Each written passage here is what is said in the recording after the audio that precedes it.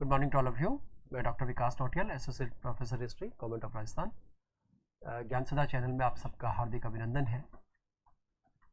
आज हम वैदिक संस्कृति के कंटिन्यूएशन में, वैदिक काल के कंटिन्यूएशन में, क्योंकि वैदिक काल विषय है और इसके कंटिन्यूएशन में जिस तीसरे भाग को ले रहे हैं उसमें हम बात करेंगे वैदिक कालीन समाज की। और इस समाज को समझने के लिए हमें सामाजिक संरचना को देखना होगा। सामाजिक संरचना क्या है, और इस सामाजिक संरचना में एक बात यह आएगी कि क्वेश्चंस किस किस फॉर्मेट में आते हैं, क्वेश्चन किस फॉर्मेट में आते हैं, जरा उसको देखने के लिए करें। सबसे पहले हम बात करेंगे वैदिक समाज की।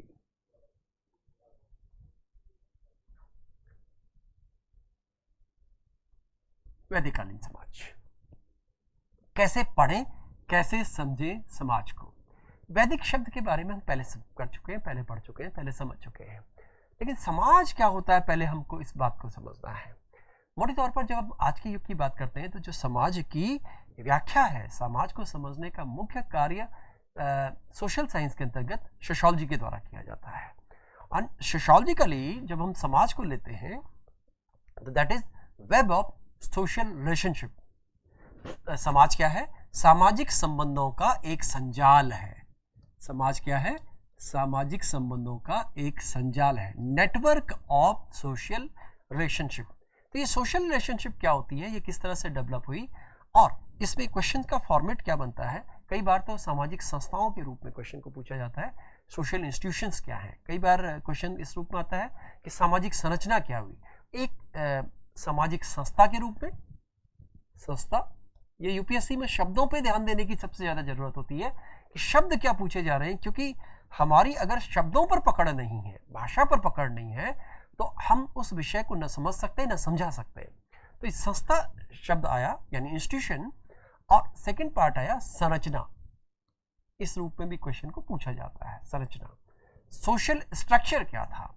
तो जब हम इस पार्ट को करते हैं तो जैसा कि मैंने पहले भी आपको डिफाइन किया है कि जब वैदिक काल को करते हैं तो सबसे पहले इसकी हिस्टोग्राफी क्या कह रही है।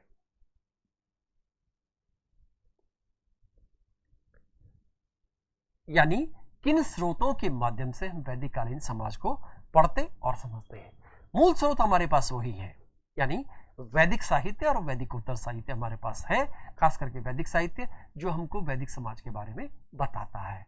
जब हम वैदिक समाज को दो भागों में बांटते हैं, ऋग वैदिक पीरियड एंड लेटर वैदिक फेज, उत्तर वैदिक काल, इन दो कालों के रूप में हम वैदिक काल को समझने की कोशिश करते हैं।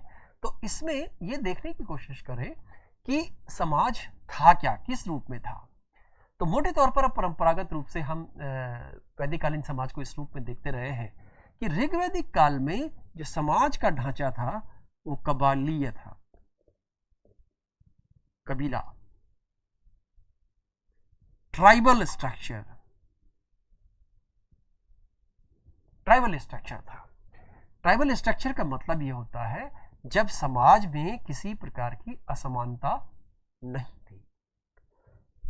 जब हम सोशियोलॉजिकल बातें करते हैं या सोशियोलॉजिकल स्टडीज करते हैं तो हमारे पास एक बात आती है कि जो प्रारंभ में आदिम रूप था, जब हम स्टोन एज की बात करते हैं, जब हम उससे और पहले की बात करते हैं, इवोल्यूशन ऑफ मैन की बात करते हैं, अफ्रीका के बहुत सी जनजातियों से हमें ऐसे प्रमाण मिले भी हैं कि वो ट्राइबल ऑर्गेनाइजेशन के रूप में रहा करते थे, जिसे बैंड बोला गया है। ये मानव जीवन के रहने का सबसे पहली संरचना है। इसमें 20 लोग, 50 लोग, 100 लोग, इससे ज़्यादा नहीं होते थे और नहीं होते। आज भी हमें बहुत सी ट्राइब्स ऐसे मिलती हैं जिनमें 20-50 लोग ही मौजूद हैं। आप लोगों ने जारवास का नाम सुना होगा, जो कि अंडमान की ट्राइब है हमारे इंडिया में, जो कि करीब 40-50-60 के आसपास ही जिनकी जनसंख्या आज है। बीच में तो 39 तक आ गई थी। तो ये बेसिकली ट्राइबल प्रिमिटिव ट्राइब में भी ये प्रिमिटिव ट्राइब है, और मूल रूप से ये ट्राइब हमारे और आपके यानी इवोल्यूशन ऑफ मैन का जीवंत दस्तावेज है। इसलिए दुनिया के स्तर पर, भारतीय सरकार नहीं, दुनिया के स्तर पर इन जनजातियों को, इन ट्राइबल स्ट्रक्चर को संरक्षित और सुरक्षित करने का प्रयास पॉलिसीगत रूप से किया जाता है। तो पहला स्ट्रक्चर क्या आया, कबीला के रूप में था, यानी यहां पर समाज में समानता होगी। जनजातीय समाज का पहला लक्षण है कि वहां पर समाज में समानता होगी। जब हम धीरे धीरे आगे की तरफ जाएंगे तो समाज में असमानता हो जाएगी। असमानता आप देखते हैं, आज भी हम जब आज के समाज की बात करते हैं तो आज वर्ण जाति तो हमारे यहाँ पर बैकग्राउंड में है, लेकिन आर्थिक आधार पर हमने समाज का विभाजन कर दिया, सामाजिक कर्मकांडी आधार पर हमने समाज का विभाजन कर दिया। तो विभाजन है, असमानता है। तो ये असमानता लेटर फेज में आती है, पहले फेज में ये ट्राइबल स्ट्रक्चर रहा। जब हम यहाँ पर दूसरा रूप देखते हैं तो ऋग्वैदिक काल में वर्ण व्यवस्था, 4 वर्ण हुआ करते थे, वर्ण व्यवस्था थी, लेकिन इसका जो स्वरूप था वो जटिल नहीं था। जब हम ऋग्वेद के पुरुष सूक्त की बात करते हैं जो कि 10वें मंडल में है, इसका 90वां सूक्त है, वहां पर जब बात आती है कि 4 वर्णों का उल्लेख आया पहली बार स्पष्ट रूप से। जब हम उत्तर वैदिक काल में जाते हैं तो ये चारों वर्ण व्यवस्था जटिल हो गई। जब हम जाति व्यवस्था की बात करते हैं, जाति, एक्चुअली भारतीय समाज में वर्ण और जाति परंपरागत रूप से भारतीय समाज के 2 मेन सोशल इंस्टीट्यूशन या पिलर्स रहे हैं। आप आज की डेट में भी गांव में कहीं जाएंगे, खास करके रूरल एरियाज की मैं बात करूंगा, तो वहां पर बातचीत का आधार जाति बनती है।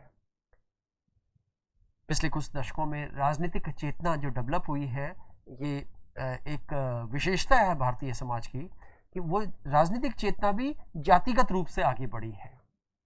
इसलिए जाति और वर्ण हमारे भारत के समाज का एक 2 मूल पिलर्स या मूल विशेषताओं के रूप में हमारे यहाँ रहे हैं। तो जाति, लेकिन जाति ऋग्वैदिक काल में नहीं है। यहां पर हम इस बात को समझने की कोशिश करें कि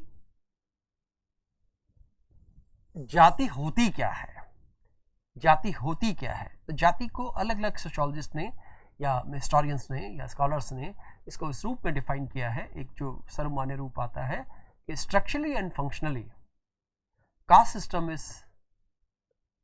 स्ट्रेटिफाइड सिस्टम और हायरार्किकल सिस्टम। हायरार्किकल सिस्टम और स्ट्रेटिफाइड सिस्टम यानी संरचनात्मक एवं प्रकार्यात्मक रूप से जाति व्यवस्था एक बंद एवं स्तरीकृत, बंद एवं स्तरीकृत व्यवस्था है। ये क्या चीज है, जोड़ा इस बात को समझ लें। मैंने शब्द बोला था संरचनात्मक एवं प्रकार्यात्मक रूप से जाति व्यवस्था एक बंद एवं स्तरीकृत व्यवस्था होती है।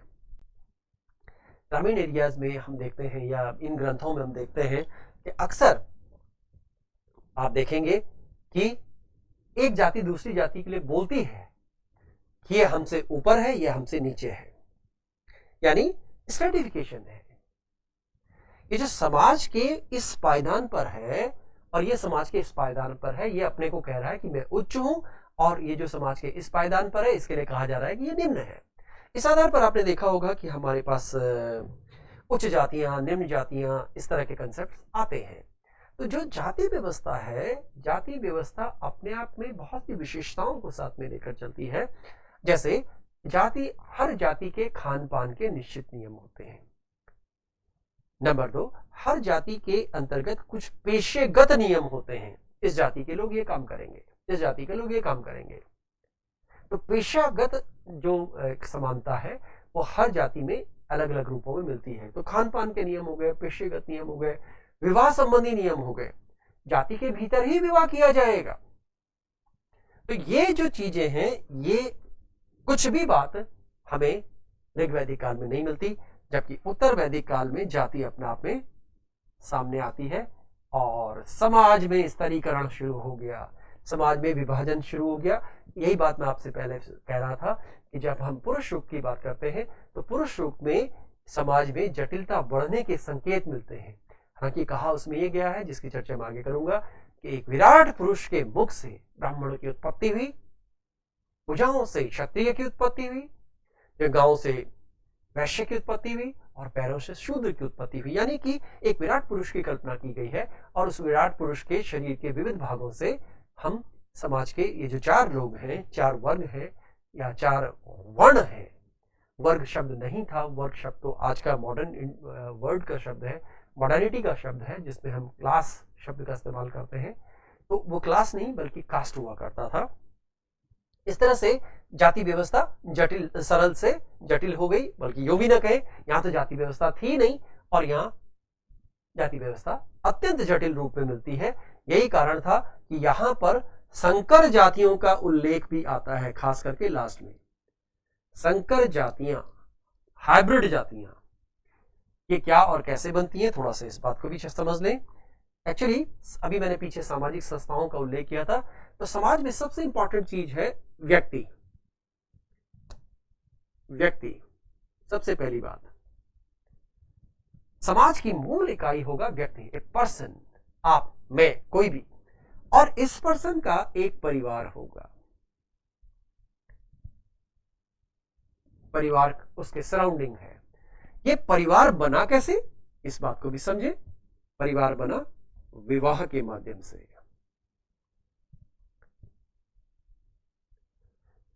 परिवार बना विवाह के माध्यम से, और विवाह ने व्यक्ति को एक कंटिन्यूटी प्रदान की। विवाह ने भारतीय समाज में या विश्व व्यवस्था में व्यक्ति को एक कंटिन्यूएशन प्रदान की।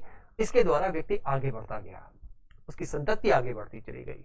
तो विवाह के कई रूप सामने आए, विवाह के कई रूप सामने आए। 10वें मंडल में एक सूक्त आता है, विवाह सूक्त। विवाह सूक्त ये एक सामाजिक सूक्त है, जहां पर विवाह के उद्देश्य डिफाइन किए गए हैं। क्यों किया जाए विवाह? जब हम सोशियोलॉजिकली देखते हैं तो वहां पर बात आती है कि जो प्रिमिटिव एरिया टाइम हुआ करता था या प्रिमिटिव सोसाइटीज हुआ करती थी, उन सोसाइटीज में ग्रुप मैरिजेस का भी रिवाज था। लेकिन धीरे धीरे जब समाज आगे की तरफ बढ़ता चला गया, समय आगे बढ़ता चला गया, तो वहां पर एक जो बच्चों की जिम्मेदारी है वो सुनिश्चित करने के लिए विवाह की पद्धति प्रारंभ हुई। एक्चुअली विवाह की बहुत तरह की परिभाषाएं हैं, लेकिन जब हम भारतीय पद्धति में ऋग्वेद को देखते हैं या बाद के ग्रंथों में देखते हैं तो वहां पर विवाह को अलग अलग रूपों में डिफाइन किया गया। तो यहां पर ये 8 प्रकार के विवाहों का उल्लेख आया है। 8 प्रकार के विवाह, 4 सैंक्शन है यानी स्वीकार्य है और 4 अस्वीकार्य है। इनकी चर्चा भी हम करेंगे, लिखित रूप से करेंगे। भारतीय समाज में ट्राइबल मैरिजेस भी होती हैं, तो हमारे पास क्योंकि जनजातीय समाज भी एक मुख्य रूप से हमारे पास है, वहां पर भी 8 प्रकार की मैरिजेस का उल्लेख करते हैं।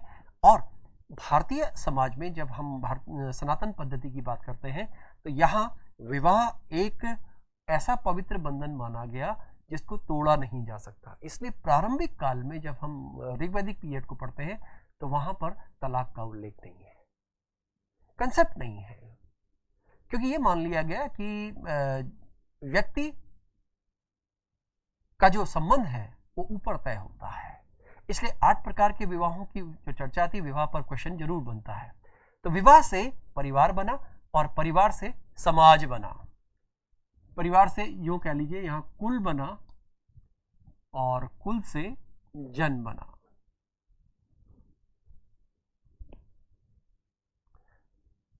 एक चीज उत्तर वैदिक काल में जो कि डेवलप होती है, एक बात और आती है विवाह के लिए। अभी थोड़ी देर पहले मैंने आपको बताया था ब्राह्मण, क्षत्रिय, वैश्य, शूद्र, ये 4 वर्ण है। 4 वर्णों की चर्चा आ रही है।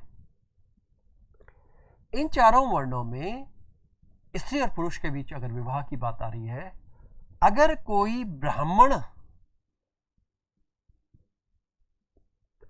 ब्राह्मण अपने से निम्न वर्ण की महिला से विवाह करता है तो उसे अनुलोम विवाह कहा गया। अनुलोम। अगर कोई व्यक्ति इस पद सोपान में कहीं पर भी है, माना कोई क्षत्रिय है, वो यहां पे वैश्य से या शूद्र से महिला से कोई विवाह करता है तो इसको अनुलोम विवाह कहा गया। अगर कोई महिला अपने से निम्न वर्ण के साथ कोई विवाह करती है तो उसे प्रतिलोम विवाह कहा गया।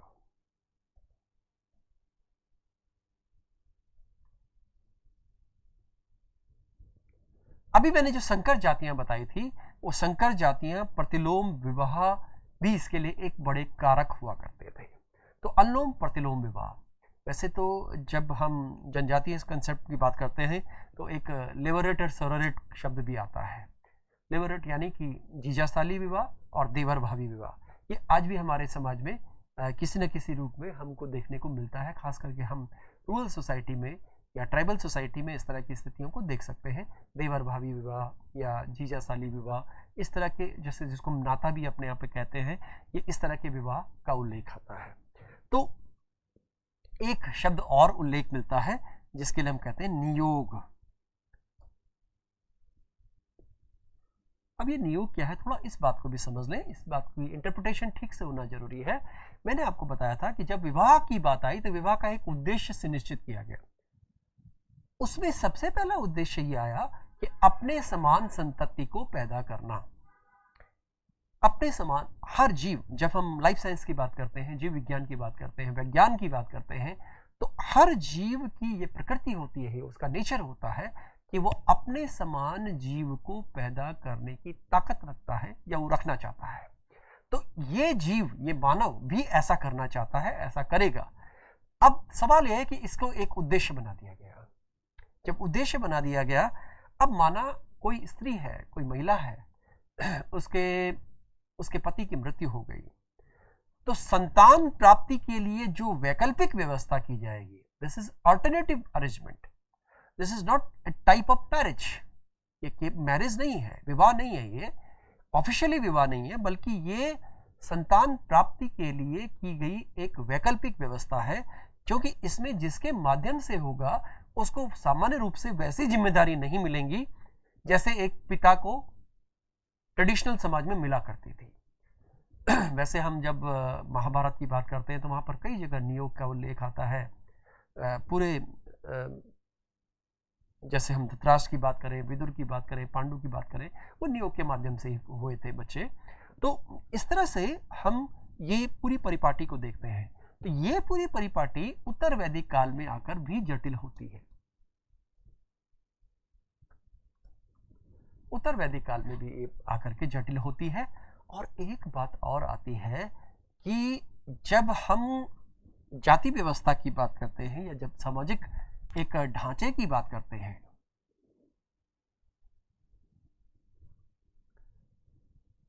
तो समाज के वो वर्ग, समाज के वो समुदाय जिन्होंने कर्मकांडीय रूप से जो ऐसे कामों को अपनाया जो कर्मकांडीय रूप से अपवित्र माने गए, जैसे बाल से संबंधित कार्य, जैसे वेस्ट प्रोडक्ट,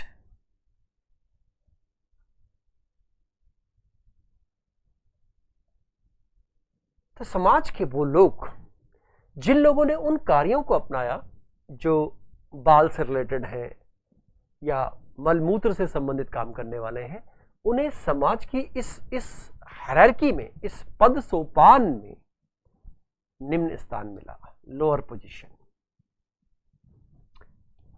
जबकि जिन्होंने शिक्षा और शिक्षण को अपनाया उन्हें समाज में उच्च स्थान प्राप्त हुआ, जैसे कि ब्राह्मणिकल ऑर्डर जिसको हम कहते हैं, ब्राह्मण की व्यवस्था को कहते हैं। इस प्रकार से जातिगत व्यवस्था जो थी वो जातिगत व्यवस्था धीरे धीरे जटिल होती चली गई। और इसी प्रक्रिया में हम देखते हैं कि संकर जातियां आई। ज्यादातर अनुलोम प्रतिलोम विवाहों के कारण से ऐसी संकर जातियां आई। और इन संकर जातियों का उल्लेख सबसे ज्यादा हमें मिलता है पूर्व मध्यकाल में। एक बार यूपीएससी में क्वेश्चन पूछा गया था कि निम्नलिखित में से किस काल में सबसे अधिक संकर जातियां उल्लिखित हैं, तो हमें वो सबसे ज्यादा मिलती हैं पूर्व मध्यकाल में, यानी 8वीं शताब्दी से लेकर 12वीं शताब्दी के बीच। अब हम जरा यहां पर एक बात देखें कि ये मैंने आपको बताया था कि वर्ण व्यवस्था की बात आती है कि एक विराट पुरुष के मुख से ब्राह्मण की उत्पत्ति हुई, उसकी भुजाओं से क्षत्रिय की उत्पत्ति हुई, उसके पैरों से यूं कहें कि वैश्य वर्ग की उत्पत्ति हुई और पैरों से शूद्रों की उत्पत्ति हुई। ये यहाँ का कास्ट सिस्टम था। कास्ट सिस्टम में सबसे ऊपर गॉड्स को रखा गया जो कि समाज से अलग हैं, क्योंकि इनकी स्थिति, इनके पास अति प्राकृतिक शक्तियां इनके पास विद्यमान थी या इनमें मौजूद थी, इसलिए समाज के सभी वर्ण और वर्ग इनसे कुछ मांगते थे। चाहे इंद्र है, अग्नि है, वरुण है, देवियां हैं या रुद्र हैं, ये सब सुपर नेचुरल पावर से युक्त रहे, इसलिए समाज इनसे कुछ मांगता रहा। तो ये हमने मोटे तौर पर समाज के, एक्चुअली यहाँ पर एक बात और समझने की, जब हम वर्णों की बात करेंगे तो 4 प्रकार के वर्णों की बात आएगी। जब हम जाति व्यवस्था की बात करेंगे तो उसमें ये 5 तरह की व्यवस्थाएं हो जाएंगी। सबसे ऊपर समाज में प्रीस्ट क्लास यानी ब्राह्मण क्लास हो गया या ब्राह्मण समुदाय हो गया, दूसरे नंबर पर क्षत्रिय समुदाय हो गया, तीसरे नंबर पर वैश्य समुदाय हो गया, चौथे नंबर पर शूद्र हो गया, और अंत में अंत्यज। अंत्यज जिनके लिए हरिजन शब्द तो महात्मा गांधी ने दिया, इसलिए हरिजन शब्द यहाँ पर इस्तेमाल नहीं करेंगे। यहाँ पे एक चार्ट में हमने बनाने को जरूर किया है इसको। अब जरा यहाँ पर इस बात को समझ लें कि जब हम समाज के इस 4 टायर सिस्टम की बात करते हैं, जब हम 4 टायर सिस्टम की बात करते हैं, चतुष्पदीय या 4 पद सोपान की व्यवस्था की बात करते हैं, तो उसमें एक बात और समझने की है कि ये जो कास्ट सिस्टम है, इस कास्ट सिस्टम के हर पार्ट में, ये जो आप देख रहे हैं ये एक पिरामिडल सिस्टम है, हर जगह पर आपको ऊंच नीच मिलेगी। यानी जो छुआछूत थी, वो छुआछूत सब जगह बनी रही। यही कारण रहा कि इस समुदाय के लोग इस समुदाय के साथ खाना नहीं खाते थे। भोजन के सामान्य नियम और निश्चित नियम हुआ करते थे जो कि हर समुदाय के लिए पृथक पृथक है। वैश्य, शूद्र और इनके बीच में आपसी जो अंतःक्रिया है, वेस्ट वालों ने हमारे लिए एक बात लिखी है भारतीय समाज के लिए कि इनके यहाँ जो समाज है वो स्टैटिक समाज है। स्टैटिक यानी स्थैतिक समाज, यानी इसमें मूवमेंट नहीं है। तो समाज में जो सामाजिक गतिशीलता है, उन लोगों ने इसको इस तरह से व्याख्यायित किया कि समाज में जो सामाजिक गतिशीलता है वो नहीं है। यानी एक व्यक्ति जिस जाति में उसका जन्म हुआ है वहीं उसकी मृत्यु होनी है। तो ये बात उन्होंने हमारे बारे में प्रतिपादित की। लेकिन जब हम वास्तविक रूप से देखते हैं, देखिए ये है किताबी बातें। जब हम शास्त्रों की बात करते हैं, ग्रंथों की बात करते हैं, वहाँ पर जो है और व्यवहार में जो आता है उसमें हम फर्क देखते हैं। जैसे उदाहरणार्थ जब हम विश्वामित्र की बात करते हैं तो ब्रह्म क्षत्रिय के रूप में उनका नाम आता है। तो यानी कोई व्यक्ति ब्राह्मणत्व तो अपने ज्ञान के माध्यम से प्राप्त कर सकता था। एक शब्द यहाँ पर आया है जहाँ पर ये अछूत लिखा हुआ है या जो हरिजन जिसके लिए शब्द कह दिया गया, एक शब्द आया जिसे हमने बोला मलिच्छ। मलिच्छ, ये मलिच्छ यानी इसको जरा एग्जैक्ट समझ लें, इसको आउटकास्ट।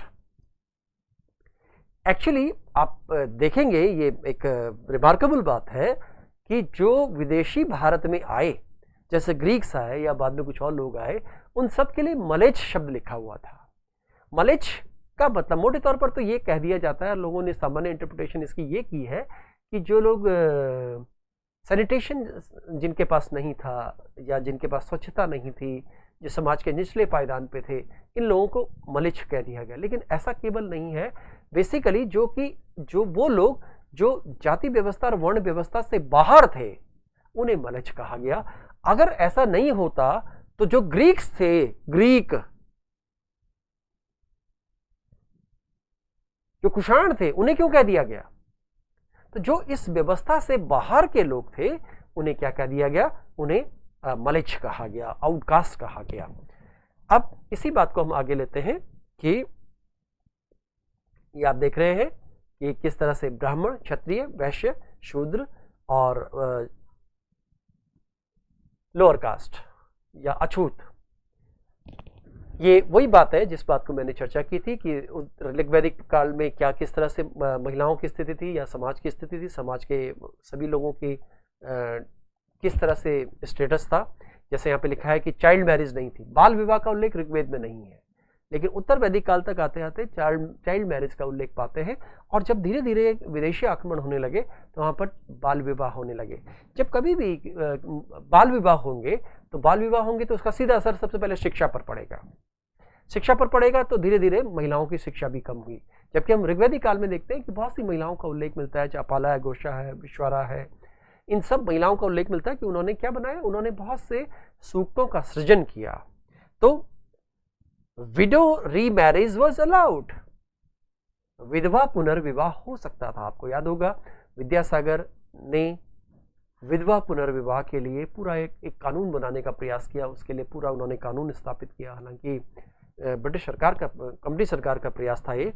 और एक बात और इम्पॉर्टेंट ये आती है कि ऋग्वैदिक काल से लेकर उत्तर वैदिक काल में महिलाओं की जो स्थिति है उसमें डिटोरेशन की प्रक्रिया, उसमें एक ह्रास की प्रक्रिया हमें दिखाई देती है।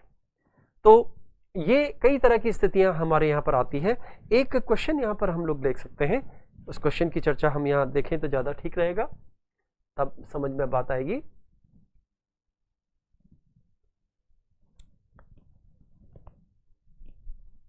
क्वेश्चन का थोड़ा सा समझने के लिए हमको ये लेना पड़ेगा, निम्नलिखित में से किस महिला का उल्लेख ऋग्वेद में नहीं है?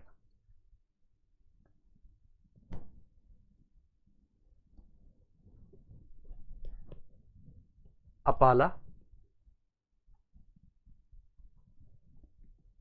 घोषा,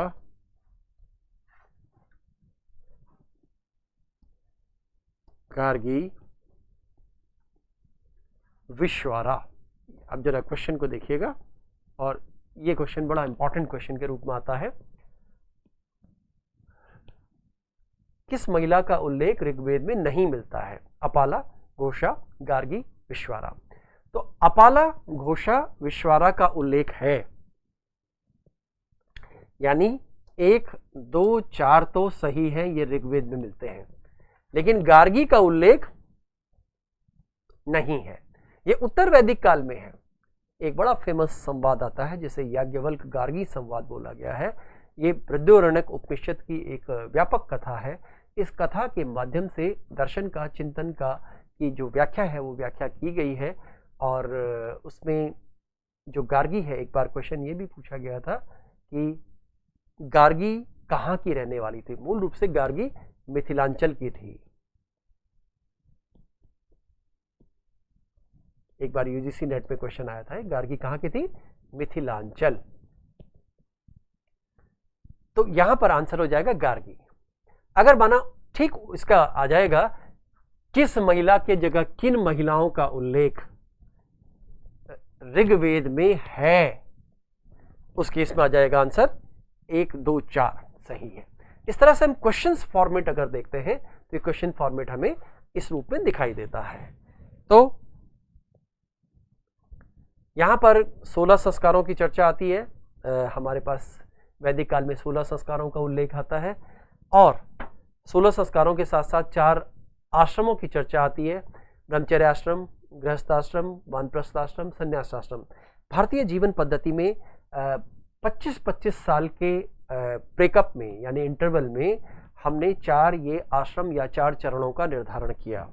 ये एक साइकोलॉजिकल स्टेप था, ये एक फिजियोलॉजिकल स्टेप था, ये एक फिजिकल स्टेप था, क्योंकि यहाँ पर इस जगह पर व्यक्ति यंग है और वो बच्चे से लेकर बड़े तक बन रहा है, तो उसको बनाने की प्रक्रिया की गई ताकि आने वाले समय में वो समाज का निर्माण कर सके, समाज के लिए कुछ रचनात्मक कर सके।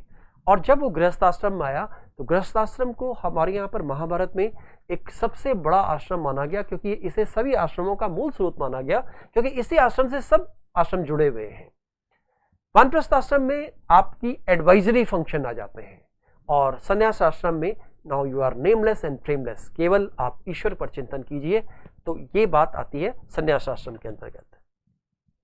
ये मैं विवाहों की चर्चा कर रहा था, 8 प्रकार के विवाह: ब्रह्म विवाह, देव विवाह, आर्ष विवाह, गंधर्व विवाह, असुर विवाह, राक्षस विवाह, पैशाच विवाह। ये सारे यहाँ पे आपके सामने हैं।